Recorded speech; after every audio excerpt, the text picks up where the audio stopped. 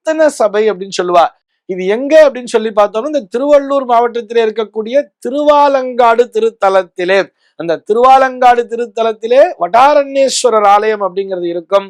அந்த ஆலயத்துல பார்த்தோம்னா இந்த காளியோடு போட்டி போடக்கூடிய அந்த ஊர்துவ தாண்டவம் சொல்லுவா. ஊர்துவ தாண்டவம் சொன்னா, ஊர்துவம் சொன்னா நமக்கு தெரியும் மேலே, அதாவது ஒரு காலை மேலே தூக்கி கொண்டிருப்பது போல், அதாவது வலது காலை தரையிலே ஊன்றிக்கொண்டு இடது காலால் அந்த காதணியை மாட்டுகின்ற அந்த தோரணையிலே அந்த இடத்திலே காட்சி அளிப்பார் திருவாலங்காடு திருத்தலத்திலே. அதற்கு ரத்தின சபைன்னு பேரு. அங்கிருக்கக்கூடிய அந்த தாண்டவத்திற்கு ஊர்துவ தாண்டவம்னே பேரு. இந்த ஊர்துவ தாண்டவ மூர்த்தியாகவே தான் காரைக்கால் அம்மையாருக்கு காட்சி அளித்தாராம் நடராஜ பெருமான்.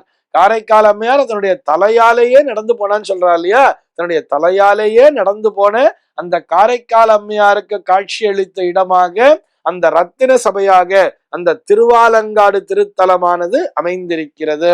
இந்த திருவாலங்காடு திருத்தலத்திற்கு இன்னொரு ஸ்பெஷாலிட்டி என்னன்னு சொல்லி பார்த்தோம்னா, இங்கிருக்கக்கூடிய அந்த ஊர்துவ தாண்டவ மூர்த்திக்கு 8 கரங்கள் அப்படிங்கிறது இருக்கும். 8 கரங்களோடு காட்சி அளிப்பார்.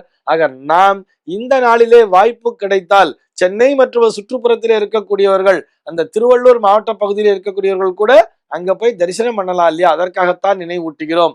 அதற்கு அடுத்தபடியா பார்த்தோம் சொன்னா, திருநெல்வேலியிலே இருக்கக்கூடிய அந்த நெல்லையப்பர் ஆலயத்திலே தாமிர சபை அப்படின்னு சொல்லுவார். அந்த தாமிர சபையிலே பார்த்தோம்னா அவர் திருத்தாண்டவ மூர்த்தியாக, திருத்தாண்டவம் சொல்லுவார். இன்னும் ஒரு சில பேர் முனி தாண்டவம் அப்படின்னு சொல்லுவார்.